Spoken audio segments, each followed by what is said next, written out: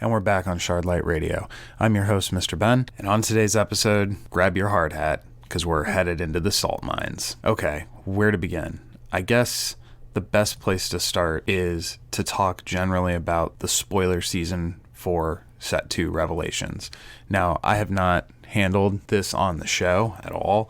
I was kind of waiting until there was a bulk of cards and I figured I'd do a bunch of them all at once. But one card in particular has really seemed to spark just a tremendous amount of reaction within the community. And that's the card that I want to talk about today, at least to begin. This card is called Mutation 002.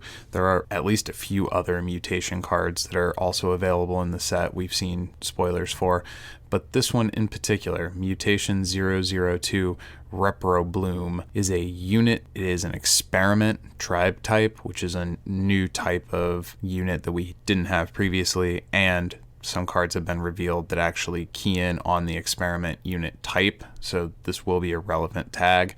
This is a 2-cost 1000 power unit. When this card is targeted by a spell or ability, you may put into play 2 experiment unit tokens that are units, experiments, Argent, 1000 power. This card is very likely busted, and the discussion around how busted this card was got kind of ugly. So first off, I think everybody has a right to whatever opinion they want to have. More annoying to me than threads with hyperbolic card analysis are the threads where people are complaining about other people's hyperbolic card analysis. If you don't want to participate in the discussion of whether a revealed card is good or not, and you find that to be tedious, and your response to literally every piece of analysis is, let's just wait and see, we don't know anything, okay, then don't participate in those conversations. I find this urge to insist that other people not have conversations that they want to have simply because you don't want to participate to be very wrong-headed and kind of nonsense. One of my favorite things about card games is arguing about the cards, doing card analysis, discussing it with other people, insisting that they're looking at things through the incorrect lens, learning from other people's way of performing card analysis. I certainly spend more time engaged with the activity of discussing cards than I do actually playing card games. To sit down and play a game requires a pocket of free time and a degree of attention that talking about card games simply doesn't require. So I'm able to do the discussion of card game activity way more often than I'm able to do the actual playing the card game activity. And for people that don't want to participate in that, that's fine. You don't have to like that just because other people like it. What you don't get to do, though, is insist that other people aren't entitled to the same amount of space to have their opinions just because you don't want to put your opinion out there. I guess before I started any of this, I should say I am not trying to offend anyone. I'm not trying to call anyone out, but I'm going to say what I think on this show. This is my show, so that's what I get to do. And I hope that if anyone is a member of a particular group that I have criticism for, they don't take it as a personal attack. It's not intended that way. I am simply going to call this series of events the way I see it, and I could be wrong. I have biases in this whole thing. Just because I don't like that somebody says other people shouldn't be overreacting to a card doesn't mean that I have a problem with that person as a person or think they aren't entitled to their opinion. Okay, so there's my caveat. That probably should have come at the top. How many people turned off because I took a shot at people who...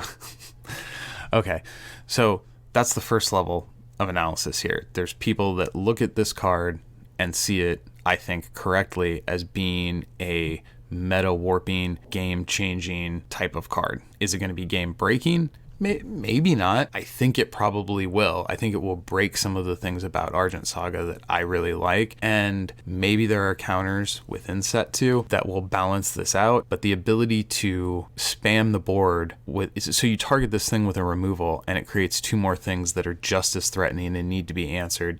So you target those with some removals and then you yammy this thing out of the graveyard or have other tricks to avoid. It seems like it will create an almost unending stream of board pressure that will really define, games will be defined by whether or not you had this card.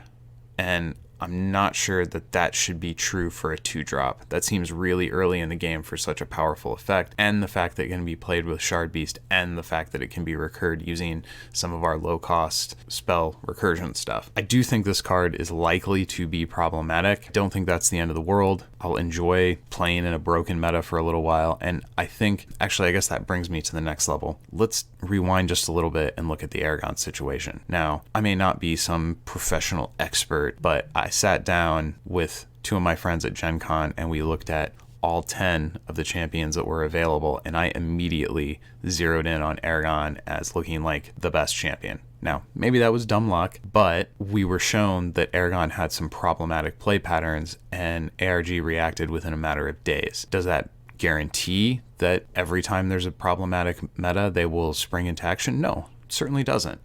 But it is a gesture in exactly the direction that I think we as the player base should welcome. We should reward rapid movement for problematic metas with, if not praise, at least the absence of criticism. Sure, I'm sure there's some people that thought the Aragon meta indie was fine. I'm just not one of them. I think the idea that we have a game with sideboarding that's supposed to be played best of 3 that has 3-hour-long finals matches that's a problem that needs to be solved. So speeding things up makes sense. I do think that the Repro Bloom speed things up, or has sped things up too much. Can we have faith that if this card comes out and does what I think it's likely to do, that ARG will take action? I think we can. I think that's a really safe place to place your bet. However, there is the other argument, that is, why should we knowingly enter into a broken meta if the problem is so obvious from the outside, from before these cards are even released? Then why don't they take action right now? And I don't think that is an unreasonable critique of the situation. However, I think to plant your feet in that place, you have to ignore how quickly ARG reacted with Aragon, and I think you have to be more sure than there is evidence to justify that there aren't going to be answers or other viable play strategies within the remaining unrevealed, 100 or so cards. I am not that confident. I do not think that it is a foregone conclusion and a guarantee that there will not possibly be any kind of synergy or play strategy that can deal with this card. I think we should at the very least not ban or restrict a card until we see the whole card pool in which it's going to be swimming. I do think this card is a problem. If I have to place a bet, my bet is that Mutation 002 will at some point become a problematic card. I just don't take that the next step in saying that we should proactively restrict this card or ban it outright. Let's at least see what the card pool is and have a little bit of faith that if the card pool doesn't provide answers, and this is a meta warping card, that ARG will take action. Okay, so that's kind of the lay of the land. And now I want to get into the stuff that is potentially going to get me in trouble. So over the weekend, John Tata made a post about Mutation 002. I don't know if it's easier to call it 2 or call it Repro Bloom. Like, some of the card naming conventions in this game are just a little bit awkward. Back on point, Tata made a post saying that he is more sure of this card being a problem than anything else in his life, that this is going to be meta warping, something needs to be done, change it. And I agree with his analysis. I don't agree necessarily with the conclusion that we should immediately change this card before it's even released. Subsequent to that post, Jim from ARG made a post about trying to enjoy his Sunday and how tired he is of deleting posts about Mutation 002. And he assured us that the R&D team is paying attention and that if issues blow up, they will take action. I think we can take him at his word on that. And he made a comment about how comments within the group need to not be personal, which I think we can all agree with. Personal attacks really have no place in discussing anything and generally serve to be counterproductive. Well, in this thread, Tata responds about how he sees this as a problem, that this card wasn't properly tested, that it appears somebody on the R&D team said F it and threw this card out because what they have to do is increase the speed of the game. And at this point, I want to take just a little segue. My original topic for today's show was going to be me picking apart and analyzing Jim's comments that his highest goals for the R&D team are speeding the game up and making sure the games end within time, and 2, creating promos that put butts in seats. I don't think either of those should be top goals for R&D. I do think the game speeding up is important, but more important than the game speeding up is the game being balanced and preserving the instances of player choice that have made this game so appealing to so many players in the first place. I think aggro is viable. I'm not somebody that hates on aggro as a strategy, but I don't like necessarily living in a meta where the only strategy is trying to out aggro the other guy, and we're basically playing a coin flip game where if I draw my aggressive card or combo faster than you, I win every time. So those are not goals that I would totally agree with, either of them, but I think this card is being called out as a downstream consequence of one of the highest goals being that we want the game to end within time. And again, I think Tada's analysis is correct. Now, I wouldn't have said it the way he chose to say it, and it does, to my ear, read a little bit abrasive. And after that, there was a post made that I didn't see, or maybe it was made prior to that. I'm not sure the exact timeline, because according to, well, I guess I'll just get to it. The latest news in this area, I guess, is Tada making a post on the True Duelist Patreon that their CEO of ARG, so I'm clearly he's talking about Jim here, personally attacked him on Facebook in a public group because of these posts that he's made criticizing the Repro Bloom card. I have no reason to doubt that at all. I think Jim comes off as a super abrasive guy at times, and the way he phrases things absolutely come off as attacks. Now, I can't read a person's mind, and it is true that there are well-intentioned people who, devoid of body language and all the other cues, when it's just their words in a written form, come off much more harshly than they ever would in person. I realize that's kind of sounding like a defense, and I don't mean it to. Having missed that one post that was deleted, I cannot speak intelligently to how serious this personal attack was. But if it was any personal attack at all, considering that one of the guidelines laid down by Jim in his post is that we shouldn't do personal attacks, that's not a good look. Again, I don't have all the evidence. I can't read the post. I can't say, oh, John is exaggerating this, or, oh, John is totally correct in this. I don't have that piece of information. However, I do think it is kind of incumbent on a business person to act with a degree of professionalism and maybe not personally attack, or even make customers feel personally attacked. Whether that was your intent or not, it's not a great look. This Patreon post continues to say that games should be an escape, keep us out of trouble. However, it seems like because of the behavior of some members of the ARG team that Tada is walking away from the game, and Columbus will be his final event. Kind of also reads like this might be the end of True Duelist as a team, but maybe not. I'm not sure what their intentions are going forward. Regardless of who's at fault here, this is a negative for the community. Having high-profile players publicly leave, and doing so in this kind of combative fashion. This isn't, oh, I ran out of time to continue to participate in this community. This isn't, oh, a new game has come along that's caught my attention.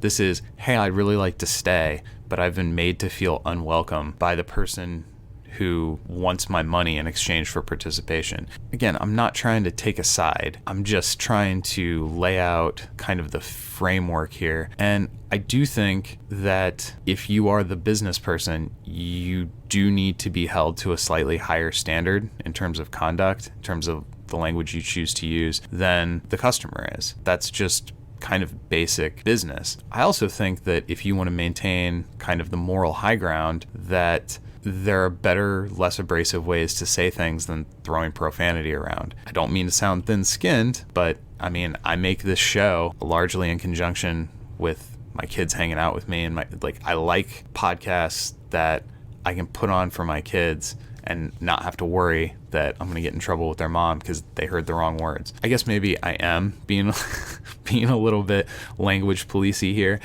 and I would not have prior to my children. But I look at this and it's like, I kind of just feel bad all the way around. I feel bad because something I really love about card games, arguing about cards, has been taken into this kind of toxic, gross place where there are as many posts complaining that people want to talk about this card as there are posts about the card. I feel bad that, justified or not, a high-profile player feels slighted by the company that, or at least one person within the company that makes the game, that we all, I assume if you're listening to this podcast, you at least like Argent Saga enough to listen to the podcast. So I don't want to speak for you, but personally, I love this game, and it kind of bums me out that the person in charge has, at least in some part, contributed to making one of our high-profile players feel unwelcome and want to depart from the game. All of that said, I play Versus System. Upper Deck is notoriously unkind to its players. So even given the kind of abrasive nature that this exchange has taken, this is not the worst thing I've seen a company do. Not to say that Upper Deck is the only company that's made bad calls and made players feel a little raw, but I've seen much worse. So I'm trying to set my bias aside a little bit and just flesh this situation out, and I'm not totally sure that I'm achieving that. I hope I'm not upsetting any of the people who actually participated in this, and that to the best of my ability, I'm representing each camp's argument genuinely. I'm not trying to misrepresent or strawman where anybody stands, but this is an unfortunate day for the game. Sure, bumps in the road are going to come. There are going to be times where unfortunate things happen within our game, and the game is brand new, so mistakes are going to happen. I am inclined to think that the Mutation 002 Repro Bloom is a mistake. I do think this is a problematic card. I do not think the sky is falling because of this card at all. I think there's some other potentially problematic cards that have already been it feels like the power creep between Betrayal and Revelations is cataclysmic. Just an order of magnitude stronger cards. Maybe that was in the intent all along. The main set was supposed to get us into kind of the mechanics of the first set, I should say, gets us into the mechanics of the game, and then they start to really go in crazy directions right away instead of giving us little bits of increased power over time. I can't speak to what the long-term plan is because I simply don't know. It does seem to me, though, that the game that we all fell in love with at Gen Con or subsequent to Gen Con is going to be radically changed with the release of Revelations. And that could be a good thing. Change is generally looked at negatively, and I'm not speaking for anybody else. I'm not saying your opinions on this card are in any way warped by a fear of change. I'm not dismissing anybody's opinion here. I'm just saying I've been playing card games a long time, and I've seen many instances where the player base reacts to some change with a lot of negative energy, and then ultimately it's like, oh, well, this still isn't my favorite thing that's ever happened, but it's survivable. That's kind of where I hope the Mutation 002 controversy ends up, is that we all see the card for what it is. We're able to kind of put the unpleasantness and the ego that got tied. I think, okay, this is really what it comes down to, is people get their ego and identity tied up in their opinion. So then when somebody disagrees with them, it feels harsher than it probably should. And that results in somebody reacting back with a little bit more emotion than is probably called for.